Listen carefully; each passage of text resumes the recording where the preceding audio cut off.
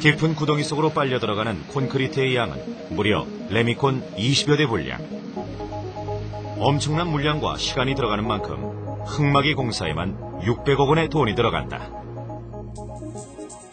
하나하나 만들어진 지중연속벽은 공사가 진행되는 전 구간에 세워진다.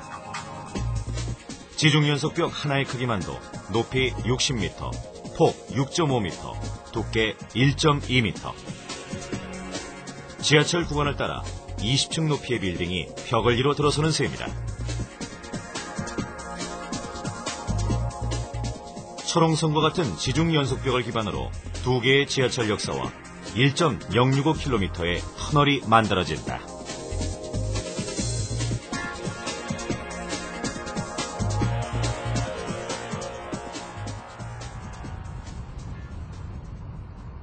전형적인 열대기후를 가진 싱가포르. 11월에서 2월은 싱가포르의 우기다. 이맘때면 하루가 멀다 하고 열대성 소나기인 스콜이 찾아온다. 스콜이 내리는 시간은 30분에서 2시간. 우리나라 집중호우 때보다도 많은 양의 비가 내린다.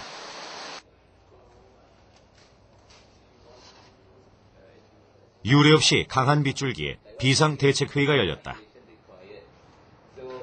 공기를 맞추려면 공사를 멈출 수는 없는 일. 현장 관계자들의 표정이 어둡다. 한없이 흘러드는 물을 막을 방법은 없는 걸까?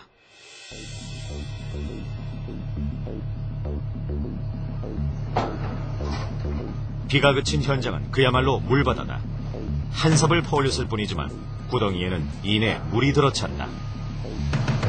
지하 공사에 있어서 물은 최대의 적.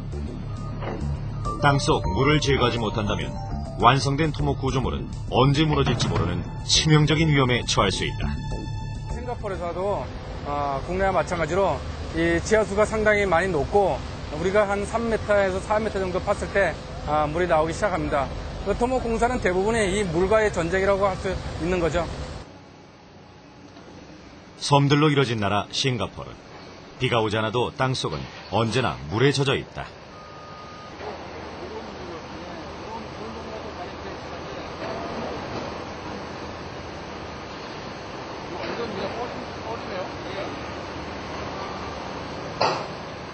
현장의 땅속 흙은 사람이 제대로 서 있기도 힘든 해성 점토층이 대부분. 그러다 보니 싱가포르의 건설 현장은 언제 터질지 모르는 시한폭탄과도 같다.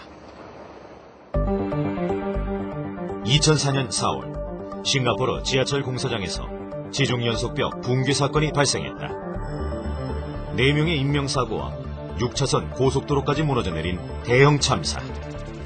결국은 지반 조사가 불충분해가지고 지중연속벽이 충분히 근입되지 않아서 토합을 지탱을 해줄 수 없는 상태로 시공을 하다가 깊이 파들어가니까 그 토합의 불균형으로 인해서 일순간에 무너진 그런 사건이 있었습니다. 사고 이후 싱가포르의 안전기준은 더욱 강화됐다. 9210구의 또 다른 현장. 이곳에서는 완성된 지중연속벽과 지반 구조물의 규모를 엿볼 수 있다. 물 한 방울 셀 틈 없는 현장의 지중연속벽과 지반 안정화 공사는 수없이 내리는 비와 지하수의 공격을 이길 수 있는 유일한 방법이다.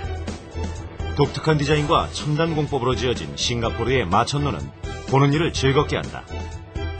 여기에는 돈보다는 좋은 아이디어와 기술력을 우선하는 싱가포르 정부의 원칙이 숨어 있다.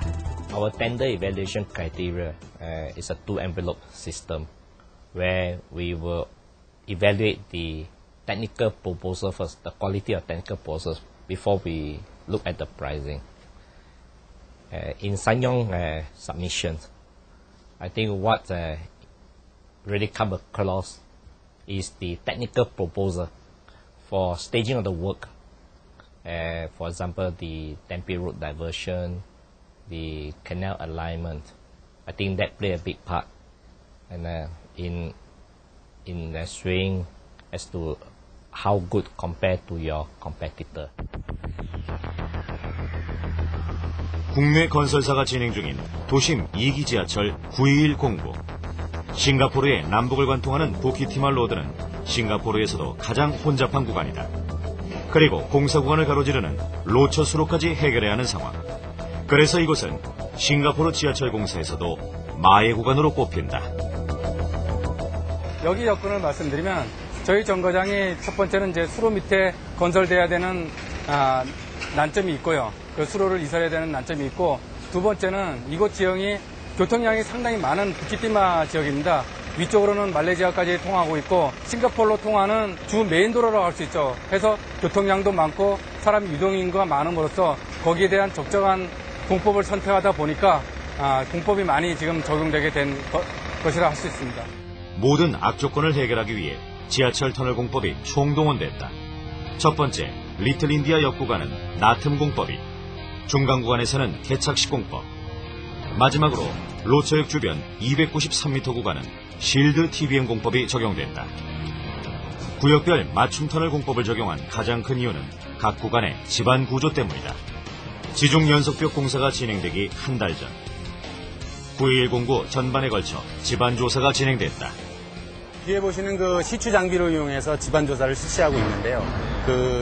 이 지역 같은 경우에는 이제 3m 굴착구에 30cm의 샘플링 작업과 그다음에 지반의 굵기를 판단할 수 있는 표준 관입 시험을 병행해서 시행하고 있습니다.